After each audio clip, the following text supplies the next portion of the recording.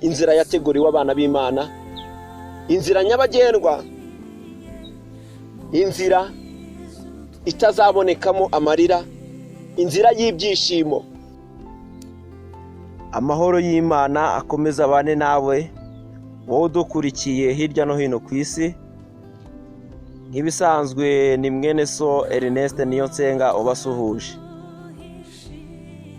Ikaze rero tugiye gusangira ijambo ry'Imana. Ni ijambo dusanga mu gitabo cy'umuhanuzi Yesaya, ibice 35 ku murongo wa 8 turageza ku wa 10. Reka tubanze dusenge mu izina rya Yesu. Uri Imana igira neza, uri Imana ifite ubutware n'ubushobozi, urera kandi uzahoraho iteka ryose, urakiranuka, ntabwo ukiranirwa, ntabwo uri nk'abantu. Ijambo ryawe ryahozeho, ijambo ryawe ryaremye ijuru n'isi. Gushimiye yuko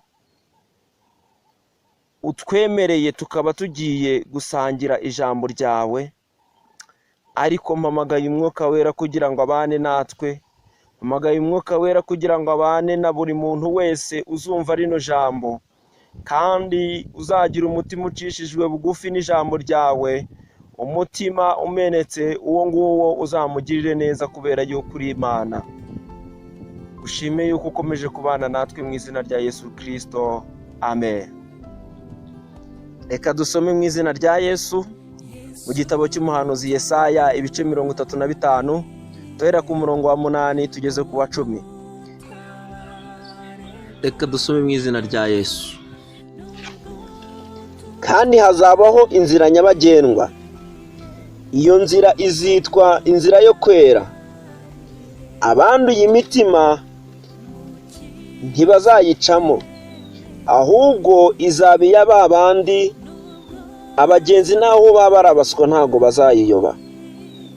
Nta ntare izahaba, inyamaswa yose y'inkazi ntizayigeramo, ntizayibonekamo, ahubwo abacunguwe nibo bazayinyuramo. Imana itugirire neza cyane. Reka twongere dusome muri Zaburi igice cya mbere umurongo wa 6. Reka dusome mu izina rya Yesu. Uwiteka azi inzira y'abakiranutsi, ariko inzira y'ababi izarimbuka. Imana itugirire neza cyane. Nongeye kubaha ikaze bene data, nshuti bakundwa, mwebwe mudukurikiranye, dusangiye gucungurwa n'amaraso ya Yesu Kristo, umwana w'intama.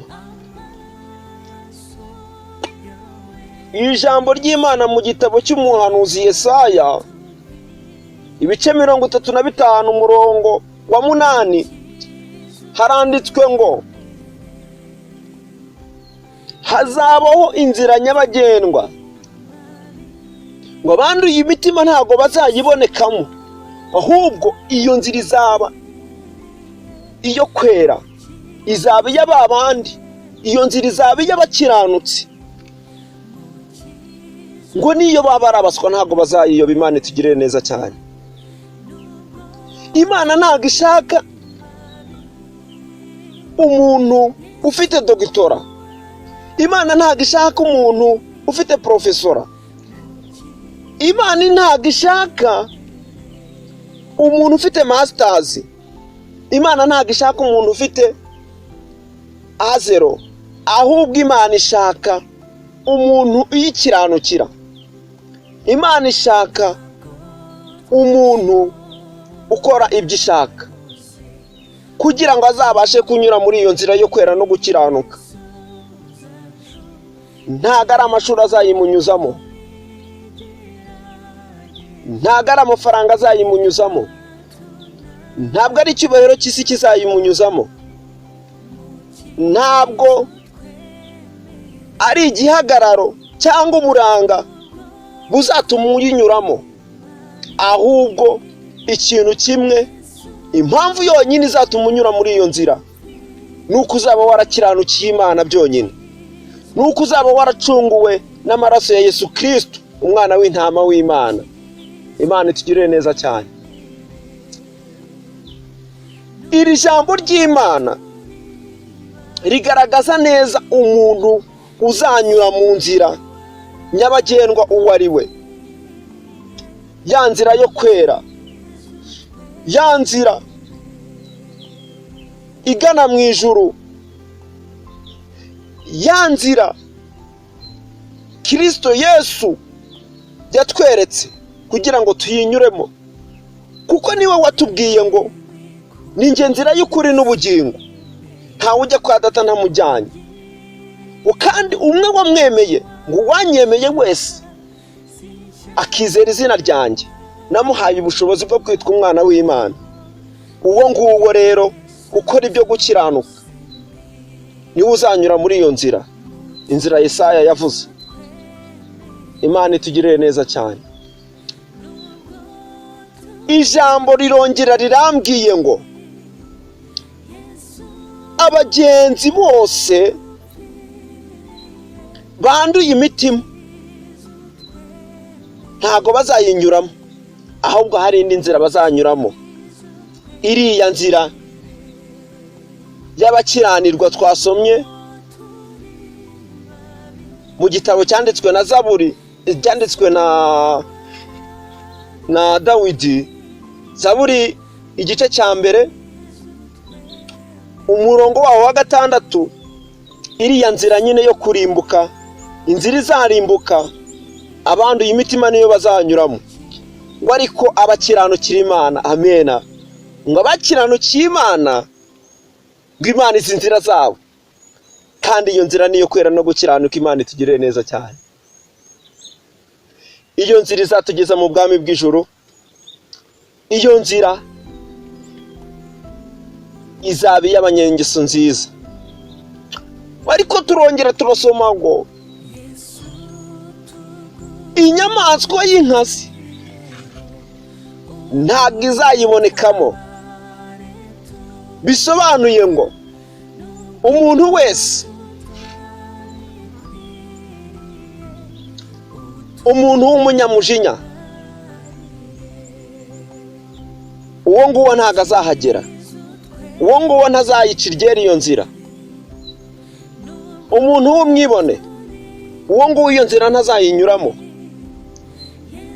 Umugambanyi, iyo nzira ntazayinyuramo. Umusambanyi, iyo nzira ntazayinyuramo. Umujura, iyo nzira ntazayinyuramo. Umurozi, iyo nzira ntazayinyuramo. Ukora ibiteye isoni n'ibyangwa n'amaso y'Uwiteka wese, iyo nzira ntazayinyuramo. Ahubwo ukora iby'Imana ishima, ukora ibyo gukiranuka, ukora umurimo w'Imana atabivanga, kubera yuko mu byo twahamagariwe harimo no gukora umurimo w'Imana. Yesu niwe wavuze ngo kwiriye gukora umurimo w'uwantumye hakiri kare. Icyo nacyo twaragihamagariwe, ariko dukora umurimo tutabivanga, dukora umurimo twitandukanye n'ibyo byose, kugira ngo tuzabashe kunyura mu nzira igororotse, inzira yateguriwe abana b'Imana, inzira nyabagendwa, inzira itazabonekamo amarira, inzira y'ibyishimo. Ngo hazabaho kuramya no guhimbaza Imana gusa igihe tuzaba tunesheje. Amena. Hazabaho kuramya no guhimbaza Imana gusa igihe tuzaba tunesheje. Amarira ntazahaboneka, imibabaro ntizahaboneka, agahinda ndetse no gusuhuza umutima, ibyo ntabwo bizahaboneka, ahubwo ni ibyishimo gusa ku bakijijwe, ni ibyishimo gusa ku bazanyura muri iyo nzira. Ngo nta mubabaro ndetse n'agahinda bizahaboneka. Haleluya bene data. Ngo nta mubabaro n'agahinda bizahaboneka. Amarira yose waririye mu isi uzayahozwa. agahinda kose wagiriwe mu isi, urwango wagiriwe mu isi, ibyo byose ntabwo uzongera kubibona ukundi, ahubwo kubwo gukorera Imana, kubwo gukiranukira Imana, kubwo gucunguzwa n'amaraso ya Yesu Kristo umwana w'intama yaviriye ku musaraba i Gologota, Imana izakugirira neza, uzahozwa kandi uzishima iteka ryose. Bene data, nshuti bakundwa, nshuti z'umusaraba, nta mahoro yuzuye twabonera muri iyi si, ariko icyo tuzi neza ni uko mu ijuru kwa data hasendereye amahoro gusa. Icyo dusabwa no gukiranuka, icyo dusabwa ni ukwezwa, icyo dusabwa ni ukwemera Yesu Kristo tukamwizera nk'umwami n'umukiza wacu, tugakurikira inzira yo kwera, inzira yo gukiranuka, inzira nyabagendwa yo gukiranuka, kugira ngo tuzabashe kubona ikamba ry'ubugingo Kristo Yesu yaduteguriye. Imana itugirire neza cyane. Rimwe nigeze kuganira n'umuntu, yari inshuti yanjye, arambaza ngo ese Ernest, ko mbona mujya gusenga, ko mbona mwirirwa mu byumba by'amasengesho, ibyo ngibyo muzabirya? Ndamubwira ngo Yesu niwe wavuze ngo nimunkurikira ngo nzabahemba ibyo mufite, muzabikubirwa inshuro 100 hano mu isi, ndetse nzabaha n'ubugingo buhoraho. Niyo mpamvu rero ntukihebe, ntukiganyire, kubera yuko mu isi hafite ubutunzi, ndetse no mu ijuru hafite ubutunzi. Ubutunzi bukomoka ku Mana ntabwo bubamwe amarira. Ubutunzi bukomoka ku Mana ntabwo bubamwe agasuzuguro no gusuzugurwa. Oya, ubutunzi bukomoka ku Mana ntabwo bugira kondisiyo. Iyi Imana iguhaye irakubwira ngo mwana wanjye akira.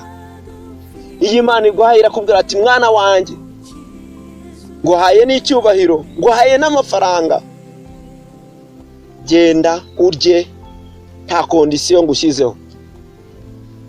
Bantu b'Imana, mwe mukora umurimo w'Imana, nakomeje kubabwira mu byigisho bya mbere ngo ingororano zirahari, ariko nanone reka mbisubiremo, ingororano zirahari, ariko mwibuke yuko turi kuganira ku ijambo rivuga ngo inzira nyabagendwa, inzira y'ukuri umukristo wese agomba kunyuramo kugira ngo abashe kugera ku ikamba ry'ubugingo twasezeranyijwe na Yesu Kristo ubwo yari ari mu isi. Nibyo koko ni inzira igoye, ariko twatangiye duhamagara umwuka wera kugira ngo abashe kutwumvisha ijambo ry'Imana, abashe no kuducisha bugufi mu mitima yacu, twe tubashe kumenya icyo gukora, kubera yuko burya abayoborwa n'umwuka wera nibo bana b'Imana. Bene data bakundwa, nshuti z'umusaraba, dusangiye urugendo rwo gucungurwa na Yesu Kristo, dusangiye urugendo rwo mu ijuru. Ndagira ngo mbatangarize yuko Imana ishaka ko muyikiranukira, Imana irashaka ko tuyikiranukira, Imana irashaka ko twezwa ku kanini n'agatoya, Imana irashaka yuko tuyikorera tutabivanga kandi twitandukanye n'igisa n'ikibi cyose, dukunda bagenzi bacu, abo dukorana umurimo tukabakunda, abo dukorana umurimo tukumvikana, abo dukorana umurimo tukaberera imbuto. Twamara kwera imbuto mu murimo dukora, noneho hanze bikagaragara ubuhamya bwacu, hanze bukagaragaza yuko twamenye Imana. Ariko mwene data, wowe ubikora ubivanga, wowe ubikora udafite ubuhamya bwiza mu bantu, abantu warabereye abantu ikigusha, warabereye abantu igisitaza. Ndagira ngo ngutangarize yuko iriya nzira yo kwera no gukiranuka utazayinyuramo, ahubwo inzira yawe ni ya yindi y'abanyabyaha, ya yindi izarimbuka. Inzira yawe ni ukurimbuka. Ibihembo by'umunyabyaha ni urupfu, ibihembo byawe ni urupfu. Ariko niwemera ukumva iby'Imana ikubwira, ukumva icyo Imana igushakaho, ugahindukirira Imana mu mutima wawe kandi ukihanira kureka, inzira yawe izaba yayindi nyabagendwa yo kwera, ya nzira ya ba bandi bacunguwe n'amaraso ya Yesu Kristo umwana w'intama yaviriye ku musaraba i Golgotha. Imana itwishimire cyane, Imana itugirire neza, Imana idufashe. Tugiye gusenga, ariko mwene data uduteze amatwi, isuzume mu mutima wawe, wumve kuko niba waragenze neza, wumve kuko niba utarabereye bagenzi bawe igisitaza, wumve kuko niba utarabereye abandi ikigusha, wumve niba ugendera mu nzira z'Imana uko bikwiye, wumve niba ukora umurimo w'Imana utabivanga, maze mu mutima wawe niwumva utsinzwe n'urubanza, upfukame ushyire ikiganza cy'iburyo hejuru, usaba Imana imbabazi. Reka dusenge ku muntu wese ucishijwe bugufi n'ijambo ry'Imana, tumusabire Imana imbabazi, tumusabire imbaraga, umwuka wera abane nawe. Reka dusenge. Data wa twese uri mu ijuru, uri Imana ikomeye kandi Imana igira neza, tumaze kumva ijambo ryawe, ariko hari bene data batsinzwe n'urubanza, hari bene data batagendeye mu nzira yawe uko bikwiye, hari bene data bagukoreye babivanga, ariko biyemeje guhindukira, biyemeje kugaruka, biyemeje gucishwa bugufi n'ijambo ryawe mu mitima yabo, bagize imitima imenetse. Ngwino ubeze ubatunganye, numara kubeza kubatunganya ukabababarira kubw'amaraso ya Yesu Kristo umwana wawe, basabiye umwuka wera kugira ngo azabane nabo, basabiye umwuka wera kugira ngo abayobore. Reka imbaraga z'umwuka wera zize zibane nabo, reka imbaraga z'Imana zize kuri bano bagenzi, zibatunganye rwose babonere,